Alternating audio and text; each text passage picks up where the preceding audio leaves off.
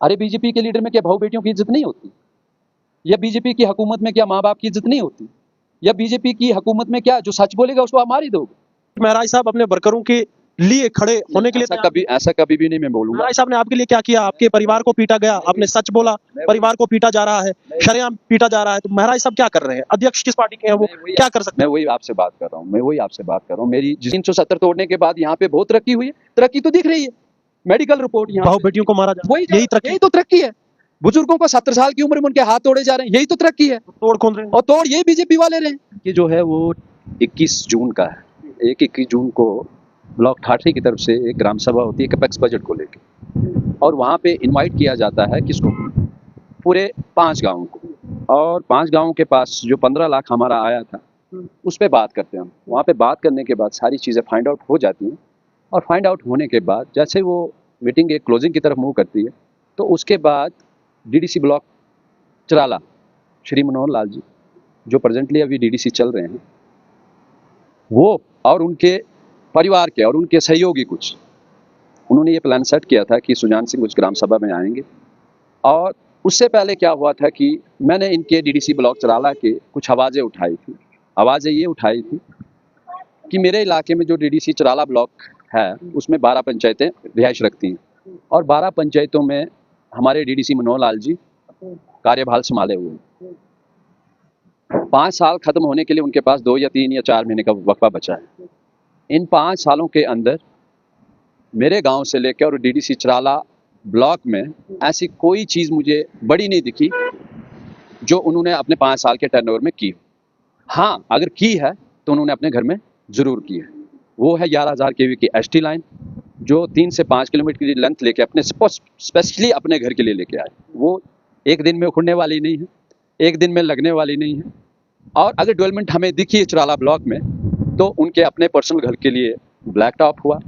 अगर डेवलपमेंट हमें दिखी है तो उनके घर के जितने भी 2 या 3 घर उनकी फैमिली के हैं, चारों साइड टाइल वर्क अच्छे तरीके से हुआ है। अगर डेवलपमेंट दिखी है तो पाइपलाइन, जिसको हम सीवर पाइपलाइन भी बोलते हैं, वो लगी है। जब मैंने ये आवाज़ें उठाना शुरू की तो इनको लगा कि ये बच्चा अगर बोल रहा है तो कहीं ना कहीं ये मुझे बदनाम जरूर करेगा। और इन्होंने ये एक तानाशाही का, जिसको मैं बोलता हूँ गुंडा राज, इन्होंने वो इख्तियार किया और इनलीगल तरीके से पूरी पंचायत के सामने मेरे साथ हाथापाई की, मारा। ऐसी बात क्या हुई? ग्राम सभा हो रही थी और ग्राम सभा में बहुत सारे लोग होते हैं, पंचायत के लोग होते हैं, ऐसी क्या बात हुई कि मारने पीटने तक जो है बात पहुंची? वो उससे पहले एक 12 तारीख का वीडियो हुआ था। एक 12 तारीख के वीडियो में मैंने ये शब्द बोले थे, मैं अभी उन शब्दों पे खड़ा हूँ कि आप लोग चोर हो। वो क्यों बोला था मैं इसका भी स्पष्टीकरण आपको देना चाहूँगा। कैपेक्स बजट की मीटिंग होती है 9 तारीख को, और 9 तारीख को मेरे गांव में एक फंक्शन था। वहां से लोग डीडीसी मनोहर लाल और सेक्रेटरी जीआरएस उन लोगों को उठाते उस मीटिंग में बैठाते हैं, और एक नैरेटिव वहां पे सेट किया जाता है इन्हीं के तहत कि नहीं जी यहाँ पे टाइल वर्क होगा, टाइल वर्क होगा, टाइल वर्क होगा, टाइल वर्क होगा। 5 गांव एक जैसा कैसे बोल सकते हैं? क्या 5 गांव में टाइल वर्क की ही कमी? और इस चीज को मैंने जब और उस जीआरएस को, बशीर अहमद उनका नाम है, मैंने उनको स्पेशली, जब इस कैपेक्स बजट की बात चल रही थी तो मुझे पता था कि हमारे पास 15 लाख रुपए आया है, 15 से 16 लाख के बीच में है, तो ग्राम सभा होगी। और मैंने बशीर साहब को, जो हमारे सेक्रेटरी हैं पंचायत के, उनको स्पेशली कॉल करके बोला था कि सर जब ग्राम सभा होगी आप मुझे भी इनवाइट कीजिएगा, क्योंकि मैं भी काम की वजह से बच्चे रिजल्ट वगैरह निकले तो मैं भी जम्मू गया। मगर इन्होंने मुझे बुलाया, मुझे किसी और लड़के ने गाँव से फ़ोन किया, और ये मेरी खुशकिस्मती मान लो कि मैं उस टाइम पत्नीटॉप में था। मैंने जब गाँव में फ़ोन किया तो उन्होंने बोला यार यहाँ तो ग्राम सभा है। मैंने बोला नोटिस लगा है? बोला कहीं नहीं लगा है। तो मैं बोला रखी किसने? मैंने किसी को फ़ोन नहीं किया। तो मैं बोला यार, फिर मैंने डीडीसी साहब मनोहर लाल जी को फ़ोन किया, और मैंने उनको बोला कि मैं रास्ते में आप मेरा वेट कीजिएगा, मुझे भी ग्राम सभा, मैं भी उसी गांव का मेंबर हूं, तो मैं चाहता हूं हम भी अपनी बात जरूर रखें। तो जब तक मैं पहुंचता, मैं थोड़ा सा आने में मुझे 1-1.5 घंटा लग गया, पत्नीटॉप से आते आते मुझे रास्ते में वक्त लग गया। तो तब तक इन्होंने अपनी मीटिंग सेट करके साइंस जो एक्चुअली जो प्रोसीजर वो अपनाते हैं वो करके वो निकल गए। मैं जब पहुंचा तो मैंने वहाँ पे 10-12 लोग देखे, जो गाँव के अलग उन्हीं के जो लोग हैं, जो घुमा फिरा के एक सिस्टम चलता है। वहाँ मैं जब गया तो मैंने जीआरएस साहब को सेक्रेटरी साहब को एक बात पूछी, बशीर अहमद सर। मैं बोला आप मुझे ये बताइए कि आपने अगर मेरी पंचायत में ग्राम सभा करनी थी तो नोटिस कब निकाले? नहीं जी हमने नोटिस नहीं निकाले। मैं जब नोटिस नहीं निकाले तो पब्लिक को कैसे इन्फॉर्म हुआ? जब आपने नोटिस ही नहीं निकाले कैपेक्स के, तो आपने इन्फॉर्म कैसे कर? नहीं जी हमने फोन उन्हीं लोगों को ये करते हैं जिनके साथ ये लिंक अप है। पिछले 25 साल से जो इन्होंने करते हैं उसी सेटअप में अभी भी चल रहे हैं। तो उन्होंने वो गलती मानी, विद एविडेंस है मेरे पास। उन्होंने वो गलती उन लोगों के सामने मानी कि ठीक है जी सुजान जी, अगर आप बोलते हो कि नोटिस निकालना चाहिए था और लीगली बनता है, तो मैं एक काम करता हूँ, मैं नोटिस निकाल के नेक्स्ट मीटिंग ऑर्गेनाइज करता हूँ। मैंने कहा अच्छी बात है सर। जब उन्होंने वो बात मान ली, जब गलत काम करने वाला इंसान बोल रहा है कि मेरे से गलती होगी, तो मार तो हम सकते नहीं उसको, गलती तो गलती है। वो क्या करते हैं, नेक्स्ट एक दिन के बाद वो फिर ऐसे हवा में एक नोटिस लिखते हैं और एक गांव में चिपका देते हैं और बोलते हैं जी ग्राम सभा होगी। हो गई। जेई साहब आए थे, किसी को नहीं बुलाया, किसी को कोई पता नहीं। मैं उसी बात को लेके डीडीसी मनोहर लाल जी के पास दोबारा फिर घर में जाता हूँ और उनसे बैठ के मैं बात करता हूँ कि सर ऐसे हो क्या रहा है। अगर आपने पब्लिक का पैसा और पब्लिक को देना है तो आप पब्लिक को क्यों नहीं पूछ रहे हो। तो वहां पे इनकी दो स्टेटमेंटें आती हैं। एक तरफ बोलते हैं कि बशीर सेक्रेटरी गलती है, और दूसरी तरफ बोलते हैं कि नहीं जी मेरे से गलती हुई। ना इधर टिकते हैं वो, ना उधर टिकते हैं।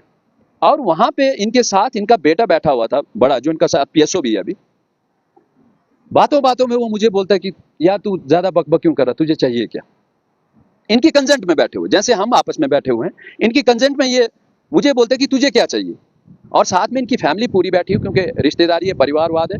तो मेरे को बोलता है कि ये देख रहा है 20, ये देख रहा कितने लोग हैं, कम से कम 20 वोट है हमारे, तुझे आगे मूव करना है या नहीं करना, तुझे बनना कुछ की नहीं बनना, जब तू बनेगा तू कर लेना जो करना होगा अपने हिसाब से, मगर हमारे काम में दखलंदाजी ना कर। जब ये वर्डिंग इन्होंने की तो मैं वहां से उठा, इनके घर से उठने के बाद मैंने वहां से अपनी गाड़ी की चाबी पकड़ी, मैंने गाड़ी को सेल्फ मारा और ये पीछे से इन्होंने आवाजें मारी मुझे कि नहीं सुजान जी आप बैठ जाओ बैठ जाओ बैठ।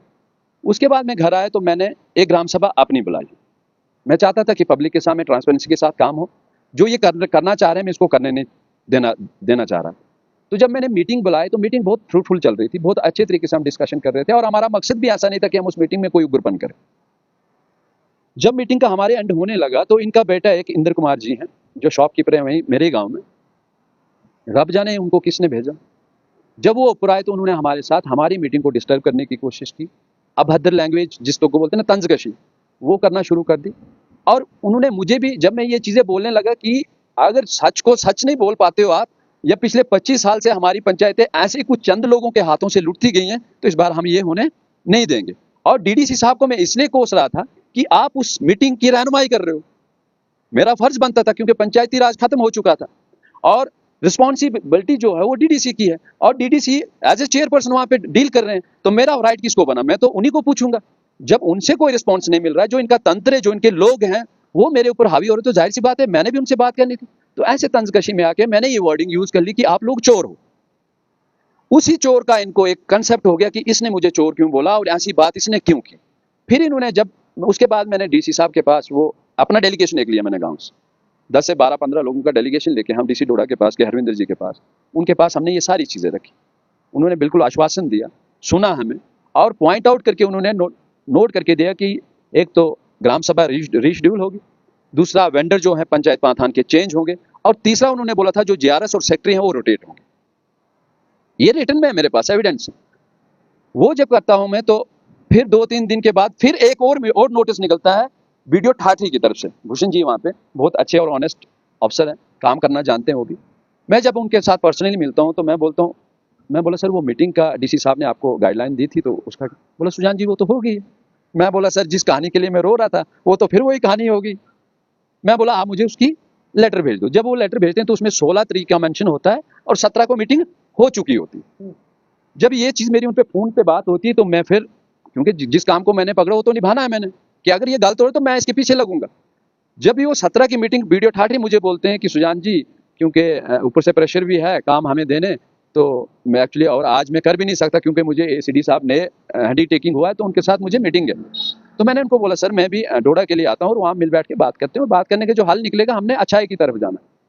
वहाँ पे जब उनसे मैं मिलता हूँ, मिलने के बाद उन्होंने क्लियर कट बोला कि सुजान जी मैं कल जो है 19 तारीख को मीटिंग रखूंगा, और सच में उन्होंने अपना काम किया। मैं उनको कभी भी नहीं कोसूंगा, देर आए दुरुस्त आए, मगर वो अपने काम पे सही उतरे और भूषण कुमार जी ने अपना जो फर्ज था वो अपनी जो ड्यूटी थी उन्होंने बहुत अच्छे बेहतर तरीके से करा।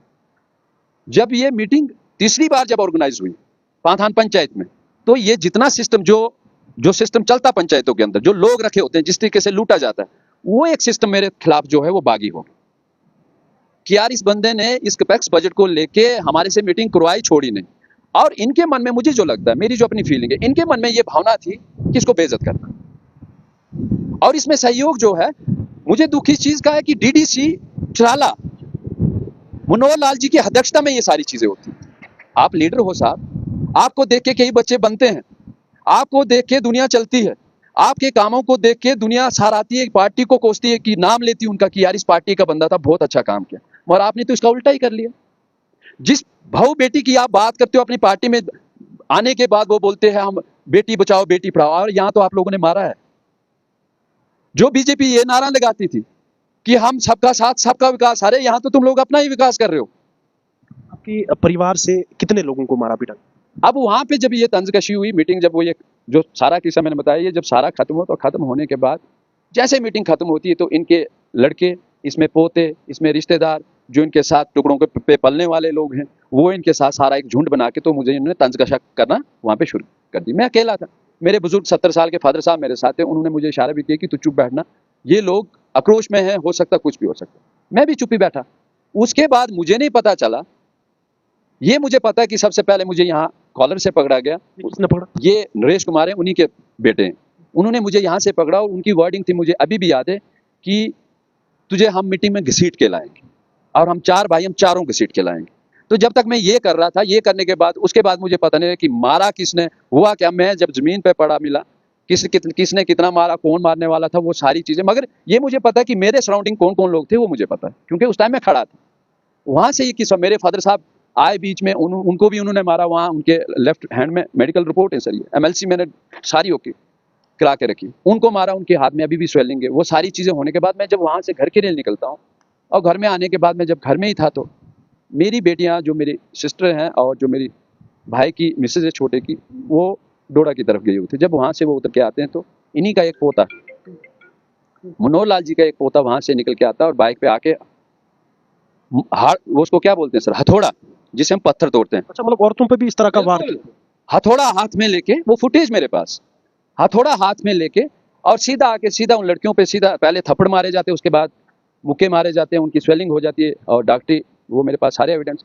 वो करने के बाद साथ में ये बोला जाता है कि हमारे साथ जो छेड़ेगा हम छोड़ेंगे नहीं उसको। अब मुझे ये पता नहीं लग रहा कि मैंने छेड़ा कि मैंने तो सच ही बोला है। क्या इन पहाड़ी इलाकों में सच्चाई को सामने लाने के बाद इस तरह की वारदातें होती हैं? नहीं, देखो तौसीफ साहब, एक चीज यहाँ पे पब्लिक सब जानती है, ये सच बात है। मैं दिल से, मैं कोई भी काम करता हूँ, मैं उसमें अपना हित नहीं संभालता हूँ। एक अपने हित के लिए जो काम करता है ना, उसमें चापलूसी दिखती है। ये सच बात है कि पहाड़ी इलाकों में पता सबको है कि चोरी है, और चोरी करने वाला कौन है ये भी पता है। मगर हमारी आवाम गरीब है, हमारी आवाम मजबूर है, और इस मजबूरी का फायदा कुछ चंद लोग, जैसे मान लो मैं DDC हूँ या मनोहर लाल जी DDC हैं, उन्होंने कुछ आगे पाले हुए जो उनके टुकड़ों पे पलते। जब भी कोई बच्चा उनके खिलाफ या जब भी कोई सच्चाई की बात करेगा, वो झुंड खड़ा हो जाता है। मगर हैरान करने वाली बात यह है, आपका जिस पार्टी के साथ नाता है, जी बिल्कुल। उस पार्टी के अध्यक्ष ने आपके सपोर्ट में, आपके साथ में कोई बात नहीं की? देखिए, उसकी आप बात कर रहे हो महराज साहब की मेरी बात हुई थी इस मैटर पे। या फिर महराज साहब अपने वर्करों के लिए खड़े होने के लिए ऐसा कभी भी नहीं मैं बोलूंगा। महराज साहब ने आपके लिए क्या किया? आपके परिवार को पीटा गया, आपने सच बोला, परिवार को पीटा जा रहा है, शरेआम पीटा जा रहा है, तो महराज साहब क्या कर रहे हैं? अध्यक्ष किस पार्टी के हैं, वो क्या कर सकते हैं? मैं वही आपसे बात कर रहा हूँ, मेरी जिस दिन ये मसला हुआ, उस दिन भी रात को बात हुई है, दूसरे बल्कि 2-3 दिन कंटिन्यू हम बात करते गए। मगर मुझे एक चीज का आज महसूस हो रहा है, और आवाम भी आज, क्योंकि मेरे साथ हुआ है, तो मुझे इन चीजों का भी फील हो रहा है। हम जब स्टेटहुड की बात करते कि स्टेटहुड चाहिए, स्टेटहुड चाहिए, स्टेटहुड चाहिए, LG साहब बोलते थे कि मैंने आपको सब कुछ दे दिया, मेरे पास सिर्फ पुलिस है, बाकी सारा कुछ NC के पास है। अभी यहाँ पे बात आती कि 90 MLA में से 89 MLA NC और बीजेपी के, 1 MLA आम आदमी पार्टी का। जाहिर सी बात है कि उसको बेचारे को सुनेगा कौन? ना वो सत्ता में है, ना इधर है, ना उधर है। अगर उधर NC के साथ से तो वो वापस आया है, खुद वापस आया। वही वापस आए, जब उनको लगा कि मेरा काम वहां पे नहीं हो रहा, तो उन्होंने जाहिर समझा कि मैं वापस आ जाऊं, बदनामी क्यों लूं। लेकिन मैं आप पे बात करूंगा, क्योंकि आपके ऊपर जिस तरह की वारदात गुजरी है, उस वारदात के ऊपर आपके अध्यक्ष ने, महराज मलिक ने क्या किया? नहीं, हम आने वाले टाइम में आपको सब कुछ दिखेगा, थोड़ा वक्त दीजिए। जब तक आपके परिवार को, तब तक तो पीटा जाएगा, आपके परिवार को पीटते जाएगा। मैं आपके पास क्यों आया हूँ? मैं यही फरियाद लेके तो आया हूँ कि जिसकी जो ड्यूटी थी वो तो निभाए पहले। महराज मलिक ने अपनी ड्यूटी निभाई, किस तरह से निभाई? क्योंकि आप उसके पार्टी के वर्कर हो, वो इस स्टेट के आम आदमी पार्टी के अध्यक्ष हैं। बिल्कुल, जो उनसे बनता था, जहां तक उन्होंने बात की। मगर वहां पे आप यकीन नहीं मानोगे, ऑफिशियल जो जहां ये FIR लगनी है, जहां पे ये 2 FIR लगनी है, वहां पे पुलिस के कुछ अधिकारी बोलते हैं कि जनाब हमें ऊपर से बहुत प्रेशर। महराज साहब को तो प्रेशर हो नहीं सकता है, उनका तो हो नहीं सकता है। महराज साहब का प्रेशर है किसी और का मैं वही बोल रहा हूँ कि महराज साहब का प्रेशर होता तो शायद एफआईआर लग जाती, मगर प्रेशर यहाँ पे बीजेपी का है, यहाँ पे प्रेशर बीजेपी का डीडीसी है वो। और साफ जाहिर ये होता है कि महराज मलिक को यहाँ मानने के लिए कोई तैयार नहीं है उनके बाद। एग्जैक्टली, उसमें कोई दो राय नहीं है। मैं तो खुल के बोल रहा हूँ कि महराज मलिक साहब को नहीं मान रहे हैं वो। महराज को इधर कोई नहीं मान रहा है, ऑफिशियल नहीं कोई भी मान सरकारी रहे। कर्मचारी। देखो, अगर मान रहे, अगर ये बात बोल रहा हूँ, मैं अपनी बात करूंगा कि अगर मेरी एफआईआर में उनकी बात सुनी गई होती, उन्होंने बात की है, उनकी बात अगर सुनी गई होती तो शायद एफआईआर आज तक लगी होती। 21 से केस हुआ है, आज शायद 24 या 25 हो गई है। तो अगर इन 3-4 दिनों में कोई डेवलपमेंट नहीं हुई है तो जाहिर सी बात है कि उनकी बात नहीं सुनी गई होगी, और उससे मुझे एतराज भी नहीं है। नहीं होना चाहिए। क्यों नहीं होना चाहिए कि हम पता गिनती में एक हैं। वैसे तो महराज हर एक चीज को लिखत में पेश करते हैं। जब उसके वर्कर को पीटा गया, वो हमने नहीं देखा कि मेरे वर्कर को जनाब पीटा गया, वो नाइंसाफी चीजें मैंने उनके साथ डिस्कशन की है। उन्होंने मेरे साथ बोला था कि जैसे हम आगे बढ़ेंगे 2-4 दिनों में मैं इस पे सारी चीजें ओके कर दूंगा, जितना मेरे से होगा। उन्होंने ये प्रॉमिस किया कि जितना मेरे से होगा मैं कर लूंगा सुजान, जो तेरा काम है तू कर, उसके बाद देखते हैं क्या करना। मगर मैं यहाँ पे ये बोल रहा हूँ कि आखिरकार अगर ये तंत्र जो आप बोल रहे हो, इस तंत्र को आप देख रहे हो जिस तरीके से हम चल रहे हैं, ठीक है, सरकार किसी की भी है, हमें एतराज नहीं। एक आवाम की जब हित की बात करते हो ना सब, आप इलेक्शन जीत के आते हो, आप किस लिए आते हो? कि पब्लिक का भला करने के लिए, इसीलिए आते हो ना। जब आप पब्लिक को ही ठगना शुरू कर दोगे या पब्लिक को ही एक किस्म का बिजनेस का अड्डा बना दोगे तो काम कैसे चलेगा? और उस पे जो बच्चा बोले या जो बच्चा सच की बात करे तो आप उसकी बहू बेटियों को, उसके ऊपर उसके माँ बाप को बुजुर्गीपन में उसको मारोगे, पीटोगे और फिर बोलोगे जनाब हम बीजेपी के लीडर हैं। अरे बीजेपी के लीडर में क्या बहू बेटियों की इज्जत नहीं होती? या बीजेपी की हुकूमत में क्या माँ बाप की इज्जत नहीं होती? या बीजेपी की हुकूमत में क्या जो सच बोलेगा उसको आप मार ही दोगे? तो मैं एडमिनिस्ट्रेशन से भी पूछता हूँ कि जो ऑफिशियल आप बैठे हो, जो ड्यूटी आपने निभानी थी, आप क्यों नहीं निभा पा रहे हो? इसका मतलब आप पे प्रेशर है, आप पे प्रेशर है। और प्रेशर अगर मान लो एक आवाम को मारा जा रहा है, आप कुछ नहीं कर रहे हो, तो यार फिर मुझे लगता है कि एलजी साहब ने तभी तो ये होम डिपार्टमेंट अपने पास रखा था कि जनाब हमारे लोग जो हैं, चाहे लीडर हो या चाहे कार्यकर्ता हो, किसी को मारेंगे, पीटेंगे, उनकी चमड़ी उधेड़ेंगे, उन पे कुछ नहीं होगा। और आप करते हो कि डेमोक्रेसी जनाब यहाँ पे बिल्कुल खूब चल रहा है। हमने 2019 के बाद 370 तोड़ने के बाद यहाँ पे बहुत तरक्की हुई है। तरक्की तो दिख रही है, मेडिकल रिपोर्ट यहाँ बहू बेटियों को मारा जाए, यही तो तरक्की है। बुजुर्गों को 70 साल की उम्र में उनके हाथ तोड़े जा रहे हैं, यही तो तरक्की है। तोड़ कौन रहे हैं? और तोड़ यही बीजेपी वाले रहे। तो हम कब तक इनका सहन करेंगे? अगर आपको लगता है कि मैं उनके लिए खतरा हूं, अगर इनको लगता है कि सच बोलना गुनाह है, तो यार सूली चढ़ा दो, चौक पे ले जाओ मुझे। अगर मैंने झूठ बोला, चलो मेरे इलाके में, अगर जो बोलता है ना, अगर डीसी डोडा हरविंदर जी बोलते हैं कि मैं गलत बोला, चलो मेरे इलाके में मेरे साथ। अरे जो इंसान पिछले अपनी जवानी, अपने बुढ़ापे तक, मेरे गांव में एक स्कूल है 1956 में बना सर, मेरी पंचायत में, उस स्कूल को डिसमेंटल नहीं कर पाया, बच्चे वहां पे पढ़ रहे हैं। कब वो ऊपर से टीन का पतरा गिरेगा, कब दीवार गिरेगी, वो बच्चों को नुकसान होगा, इस इंसान को कोई फर्क नहीं। ये सिर्फ आज तक इसको पालने वाली यही पंचायत है। अगर ये पंचायत जो चेहरा आज है, इसको पाला मेरी पंचायत ने है। अगर अगर ये पंचायती राज शुरू ना होता तो इसको अपने बच्चे पालना भी मुश्किल हो जाता। और आज उसी पंचायत के लोगों पे यहाँ से हथियार चला रहा है। अरे हमने इस आदमी को जब पंचायती राज शुरू हुआ था बिना वोटों के बनाया। दूसरी बार इस आदमी ने इलेक्शन लड़ा, 62 वोट मिले सिर्फ इसने, 900 कुछ वोटों में से 62 वोट मिले इसको। इसका मतलब इसने काम अच्छा नहीं किया। और तीसरी बार जब ये डीडीसी बना तो बीजेपी ने मेहरबान हुई और बीजेपी 80 सीट रिजर्व हुई, इस बंदे को डीडीसी बना दिया। और आज ये बहू बेटियों को मार रहा है। आज ये हथौड़ा लेके पूरे गांव में घूमते हैं, बोलते जनाब हम जो बोलेंगे वही होगा। तो ऐसी बातें जब पब्लिक के सामने नहीं आएंगी, तो आज मेरे साथ हुआ है, कल किसी और बच्चे के साथ होगा। जो सच बोलेगा उसको ये करेंगे। डीडीसी इलेक्शन में मेरे एक्स सरपंच को मारा इसने, इसका पेशा है ये। मेरा जो एक्स सरपंच था उसको इसने मारा है डीडीसी इलेक्शन के टाइम, और दूसरा अटैक मेरे ऊपर हुआ। तो अगर आप पीछे से इनकी लाइन देखो तो ये तो पहले से ही जुर्म करते आए हैं। और जब हम जब विदाउट वायलेशन, जीरो वायलेशन करके हम एडमिनिस्ट्रेशन के पास जाते हैं, जिनके पास एक पब्लिक जाती है कि सर मेरे साथ ये हुआ, वहां पे हमें बोला जाता नहीं जी हमें बहुत प्रेशर है। यार किसका प्रेशर है? तुम लोग बैठे किस लिए हो? फिर अगर तुम लोग ने प्रेशर ही देखना तो ये डिग्रियां लेके क्यों आए? क्यों हमारे ऑफिशियल बने? आप जाइए घर बैठिए, जाके वहां घर वालों का प्रेशर सहन कीजिए, बाप का प्रेशर सहन कीजिए, अपनी माँ